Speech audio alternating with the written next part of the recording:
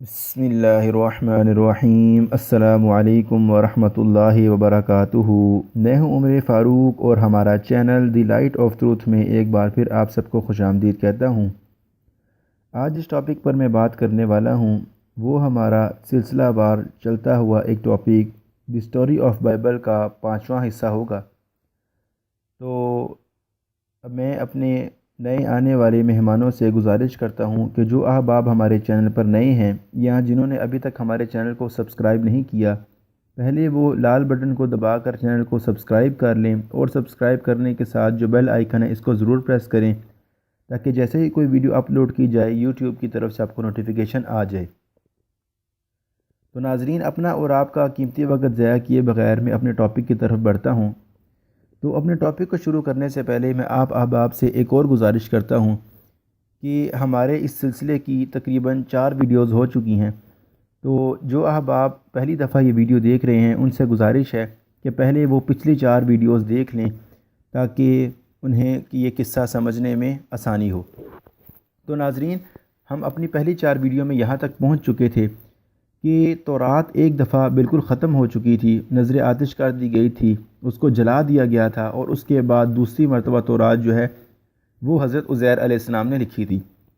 تو آج ہم آگے چلتے ہیں تو ہمیں پتہ چلتا ہے کہ حضرت عزیر علیہ السلام کی مرتب کردہ تورات بھی نذر آتش کر دی گئی تھی، اور ان کے بعد شاہ انطاکیہ جو کہ 198 قبل مسیح اینٹوکس ثالث نے اسرائیلی ریاست پر حملہ کر کے اس پر قبضہ کر لیا، یہودیوں کا قتل عام کیا، تورات کے جس قدر نسخے ملے ان کو جلا دیا، اور یہ اعلان کر دیا کہ جس شخص کے پاس بھی تورات ملی یا کوئی شخص شریعت کے احکام پر عمل کرتا ہوا پایا گیا اسے قتل کر دیا جائے گا۔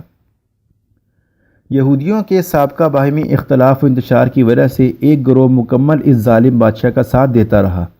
175 قبل مسیح اینٹوکس چہارم نے بیت المقدس میں بت رکھوا کر یہودیوں سے بت پرستی کرائی۔ ناظرین، اس کی ظالمانہ کارروائیوں کے رد عمل میں باغی تحریک اٹھی جس نے دیکھتے ہی دیکھتے فلسطین کو یونانی قبضے سے آزاد کرا لیا، اور ایک بار پھر اسرائیلی سلطنت قائم ہو گئی جو کہ 67 قبل مسیح تک قائم رہی۔ اسرائیلیوں کے باہمی اختلافات اور افتراق نے ایک بار پھر رومیوں کو حملے کی دعوت دی، اور ایک گروہ نے اس کی خفیہ مدد بھی کی۔ چنانچہ 63 قبل مسیح میں رومی سردار نے فلسطین پر حملہ کر کے اسے اپنی سلطنت کا حصہ بنا دیا، لیکن اس نے انتظامی امور مقامی لوگوں کے سپرد کر دیے اور ہیرو یہودی کو ان پر علامتی بادشاہ مقرر کر دیا۔ ناظرین، اسی بادشاہ نے اپنی فاحشہ محبوبہ کی فرمائش پر حضرت یحییٰ علیہ السلام کا سر قلم کروا دیا، وہ صرف اس لیے کہ وہ احکام الہی سے روگردانی کرنے پر سرزنش کرنے رہتے تھے، اور حضرت زکریہ علیہ السلام پر جھوٹا الزام لگا کر بیت المقدس کے اندر انہیں سنسار کر دیا گیا۔ حضرت عیسیٰ علیہ السلام کو کنواری ماں کی ناجائز اولاد قرار دے کر انہیں خود لعنتی سزا یعنی صلیب پر موت دلوانے کی سازش کی، اور بائبل کے مطابق جس میں وہ کامیاب بھی ہو گیا۔ ناظرین، یہ ایک ایسا داغ ہے جسے کبھی بھی دھویا نہیں جا سکتا کہ جس مسیح کے انتظار میں وہ تھے اسی کو قبول کرنے کے بجائے اسے مصلوب کروانے کی سازش رچائی۔ انبیاء علیہ السلام پر تکذیب، قتل، فحاشی اور یعنی ظاہر پرستی، فسق و عصیان میں سرتاپا اس مبتلا قوم پر اللہ تعالیٰ کا عذاب نازل ہوا۔ پہلے اس کی سلطنت کے 3 ٹکڑے ہوئے، پھر خود اسرائیلی اور رومی ملی بھگت کے نتیجے میں 70 عیسوی میں رومی بادشاہ ٹائس نے ان کی سلطنت کو تہس نہس کر دیا۔ یہودیوں کے قتل عام میں 1.25 لاکھ سے زیادہ یہودی مارے گئے اور بقیہ آوارہ ہو گئے، یہاں تک عالم کفر نے اپنے مفادات کو تحفظ دینے کے لیے قائم کردہ اپنے ادارے اقوام متحدہ کے ذریعے فلسطین کو 2 حصوں میں بانٹ کر اس کے مرکزی مقامات یہودیوں کے حوالے کر اسے اسرائیلی مملکت کا نام دیا۔ ناظرین، اتنا کچھ ہونے کے بعد بھی جب ہم بائبل کو دیکھتے ہیں تو خاص طور پر ایک بائبل کو جو اسٹوڈنٹ ہے اس کے دماغ میں کئی سوالات جنم لیتے ہیں۔ ان میں سے کچھ درج ذیل ہیں، یعنی کہ ان میں سے پہلا سوال یہ کہ اتنا کچھ ہونے کے باوجود بھی بار بار ان کی تورات کو جلانے کے باوجود بھی تورات کی اصلی حیثیت کیا رہ جاتی ہے؟ ان حالات میں تحریر کردہ کتابوں کی اسنادی حیثیت کیا ہے؟ ناظرین، اس طرح کے بہت سارے سوالات ہیں جو ہمارے ذہنوں میں گردش کرتے رہتے ہیں، تو ہم ان سوالوں کو ایک سائڈ پہ کر قصے کو آگے بڑھاتے ہیں۔ ناظرین، موجودہ بائبل ہو یا اس کا پہلا حصہ تورات ہو، اس کے مندرجہ ذیل خود ہی چیزیں محرف ہونے کی گواہی دیتے ہیں، یعنی کہ اس میں بہت ساری ایسی چیزیں ہیں جو کہ خود بتاتی ہیں کہ یہ کتاب تحریف شدہ ہے، یعنی کہ جس طرح اللہ تعالیٰ کی گستاخیاں، انبیاء علیہ السلام پر شراب نوشی اور بدکاری اور بت پرستی کی تہمتیں، کتابوں کے مضامین میں باہمی اختلاف کی تضاد کی برمار ہے۔ مثال کے طور پر کتاب پیدائش کے 19ویں باب میں حضرت لوط علیہ السلام پر شراب نوشی اور سگی بیٹیوں کے ساتھ زنا کرنے کا واقعہ مذکور ہے۔ اس کے علاوہ اسی کتاب کے 9ویں باب کی آیت نمبر 20 تا 25 میں حضرت نوح علیہ السلام پر شراب نوشی کا الزام ہے۔ اسی کتاب میں حضرت یعقوب علیہ السلام کو ناشکرہ، بے صبرہ، جلد باز ٹھہرایا گیا ہے، بلکہ اللہ تعالیٰ سے رات بھر کشتی کرنے کا ذکر بھی اسی کتاب میں ہے۔ اسی طرح اسی کتاب میں حضرت یوسف علیہ السلام پر بھائیوں کی چغل خوری کا الزام بھی عائد کیا گیا ہے۔ اگر ہم کتاب خروج کو دیکھتے ہیں تو اس میں حضرت موسیٰ علیہ السلام پر قتل عمد اور مقتول کو ریت میں دبا کر چلے جانے کا الزام بھی عائد کیا گیا ہے۔ اسی کتاب کے 33ویں باب میں حضرت ہارون علیہ السلام پر شرک و کفر اور بچڑا بنا کر اس کی عبادت میں پیش رہنے کا الزام بھی دھرا گیا ہے۔ ناظرین، تالمود جو کہ تورات کی معتبر تفسیر ہے، اس میں موسیٰ علیہ السلام پر خفیہ عشق بازی اور بدکاری کی تہمت بھی دھری گئی ہے۔ اگر آپ کتاب سیموئیل کو دیکھیں اور اس کے 11ویں باب میں حضرت داؤد علیہ السلام پر اپنے فوجی جوان کی بیوی کو قصر شاہی کی چھت سے اریاں نہاتے ہوئے دیکھ کر فریفتہ ہونے، پھر اسی شاہی محل میں بلا کے بدکاری کرنے اور اس کے شوہر کو جنگ میں مروا کر اس کی بیوی کو مستقل ہتھیانے کا بھونڈا اور شرمناک الزام مزے لے کر بیان کیا گیا ہے۔ ناظرین، اس کے علاوہ یہیں پر بس نہیں، اس کے علاوہ حضرت سلیمان علیہ السلام پر بت پرستی اور مشرکہ عورتوں کے دام میں پھنسنے اور پھر ان کو نکاح میں لانے اور ان کی محبت میں بت پرستی کا میلان رکھنے کا الزام کتاب سلاطین کے باب نمبر 11 میں مذکور ہے۔ خدا کے غضب کی ماری اس قوم نے اپنی بدکاریوں کو ہلکا بنانے اور انہیں وجہ جواز ٹھہرانے کے لیے ان سب الزامات کا نشانہ ایک ایسی جماعت کو بنا دیا جو اس سے بالکل ہی بری تھی۔ ایک شریف انسان سے بھی کبھی ایسی حرکتیں سرزد نہیں ہوتی جو انہوں نے اللہ کے متعلق، اللہ کے برگزیدہ بندوں کے متعلق بیان کر دی ہیں۔ ناظرین، ان سب چیزوں کو دیکھنے کے بعد اسے اللہ کا کلام سمجھنے والا کوئی شخص احمق ہی ہو سکتا ہے۔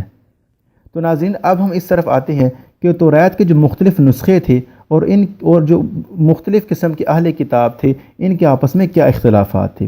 ابھی تک ہمارے 4 پارٹ اور اس پارٹ میں جتنی بھی بات کی گئی ہے تورات کے متعلق، وہ ایک یہودی تورات تھی۔ اس کے مقابلے میں ایک دوسری تورات بھی ہے جسے سامری تورات کہا جاتا ہے۔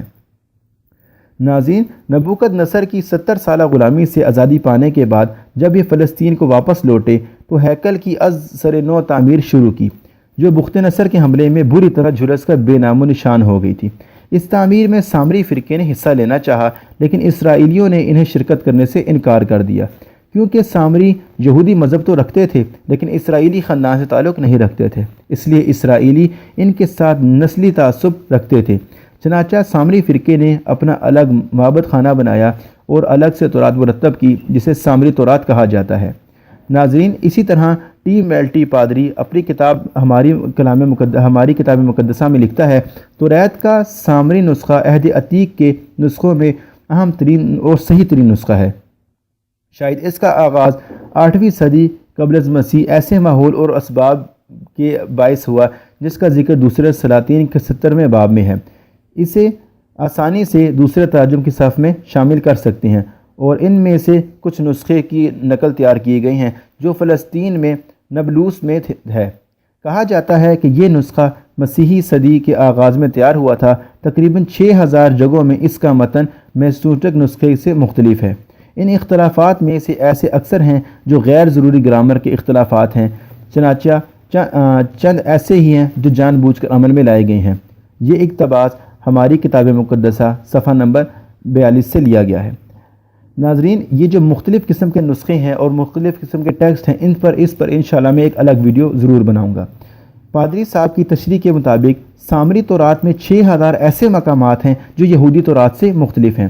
اسرائیلی سامری تورات کی اور سامری اسرائیلی تورات کی تکذیب کرتے ہیں، یعنی کہ سامری تورات اور جو یہودی تورات ہے یہ دونوں آپس میں ایک دوسرے کی تکذیب کرتی ہیں، اور دونوں تورات جو والے جو ہیں ایک دوسرے کو اسے محرف سمجھتے ہیں۔ ہم ان دونوں میں سے ایک دوسرے کی تصدیق کرتے ہیں، حقیقت یہ ہے کہ یہ دونوں ہی محرف ہیں۔ ناظرین، پھر یہودی تورات کے بھی دو نسخے ہیں، ایک اسرائیلیوں کے ہاں قابل اعتماد سمجھا جاتا ہے، اسے عبرانی نسخہ کہا جاتا ہے، دوسرا مسیحیوں کے ہاں معتبر گردانا جاتا ہے، اسے یونانی نسخہ کہتے ہیں۔ مسیحیوں کے اس معتبر نسخے کی 7 کتابیں متنازع ہیں، مسیحیوں کا کیتھولک فرقہ اسے درست اور پروٹسٹنٹ فرقہ اس کو جعلی قرار دیتا ہے۔ ناظرین، بائبل میں موجودہ کتابوں میں بعض ایسی کتاب کا تذکرہ بھی ہے کہ جن کا حوالہ دیا گیا ہے مگر وہ اس مجموعے میں شامل نہیں کیا گیا، جن کی تعداد تقریباً 1.5 درجن سے زیادہ ہے۔ ان کتابوں کی اس ناگفتہ حالت دیکھنے کے بعد ادنا عقل رکھنے والا شخص بھی اسے آسمانی کتاب نہیں کہہ سکتا، اور نہ قرآن کریم ان لچر اور بیہودہ کتابوں کی تصدیق کرتا ہے۔ ناظرین، اب ہم اس طرف آتے ہیں کہ کیا قرآن کریم جو ہے وہ موجودہ توریت و انجیل کی تصدیق کرتا ہے یا نہیں کرتا؟ تو ناظرین، قرآن کریم میں جہاں جہاں توریت و انجیل کی تصدیق کی بات آتی ہے وہاں اس سے مراد اللہ تعالیٰ کا موسیٰ علیہ السلام پر تورات اور حضرت عیسیٰ علیہ السلام پر انجیل کا نازل کرنا مقصود ہے۔ قرآن اس نزول کی تصدیق کرتا ہے، مسلمان اس نزول پر ایمان رکھتے ہیں، نہ کہ مجہول الحال لوگوں کی کذب بیانی پر مشتمل نوشتہ کتابوں پر۔ اگرچہ اس کا نام تورات و انجیل رکھ لیا جائے لیکن پھر بھی یہ مسلمانوں کے ہاں معتبر نہیں ہے۔ مولانا ادریس کاندلوی نے اپنے ایک رسالے اسلام اور نصرانیت میں لکھتے ہیں کہ موجودہ تورات اور انجیل وہ تورات نہیں ہیں جو اللہ تعالیٰ کی طرف سے نازل ہوئی تھی۔ اصل تورات اور انجیل کا کہیں بھی نام و نشان نہیں ہے، جس کا خود علماء یہود و نصارہ کو بھی اعتراف ہے۔ ناظرین، پہلی صدی عیسوی تک تمام یہودی اور مسیحی علماء کے نزدیک پورے عہد قدیم کو وحی اور اسے لفظ بلفظ منزل من اللہ سمجھا جاتا تھا۔ بعض عبارتوں کو معنوی طور پر غلط اور بعض عبارتوں کو اخلاقی لحاظ سے پسے اور مذموم قرار دیا گیا۔ پوفری نامی مسیحی عالم جو کہ 304 عیسوی میں فوت ہو گیا، اس نے یہ ثابت کیا کہ صحیفہ دانیال بابل کی جناب وطنی کے 400 سال کے بعد لکھا گیا ہے۔ اسی طرح ایک ہسپانوی یہودی عالم ابن عزرا نے تحقیق سے ثابت کیا کہ تورات حضرت موسیٰ علیہ السلام کے بعد تالیف کی گئی ہے۔ کئی محققین نہ صرف یہ عقیدہ رکھتے ہیں بلکہ اس کی تبلیغ بھی کرتے ہیں، بلکہ اب اکثر یہودی تورات کے متعلق تنزیل لفظی کا عقیدہ ہی نہیں رکھتے۔ تو ناظرین، یہ تو تھی ہماری آج کی ویڈیو جو ہم نے تورات کے متعلق بیان کی۔ تو اگر آپ کو ہماری ویڈیو پسند آئے تو آپ ہماری ویڈیو کو ضرور لائک کریں، اور ویڈیو کو لائک کرنے کے ساتھ اپنے باقی احباب سے بھی شیئر کریں، اور اگر ابھی تک آپ نے ہمارے چینل کو سبسکرائب نہیں کیا تو پہلے آپ ہمارے چینل کو ضرور سبسکرائب کر لیں، اور سبسکرائب کرنے کے ساتھ جو بیل آئیکن ہے اس کو ضرور پریس کریں تاکہ جیسے ہی کوئی ویڈیو اپلوڈ کی جائے یوٹیوب کی طرف سے آپ کو نوٹیفیکیشن آ جائے۔ اگلی ویڈیو تک کے لیے میں آپ سے اجازت چاہتا ہوں۔ السلام علیکم ورحمۃ اللہ وبرکاتہ۔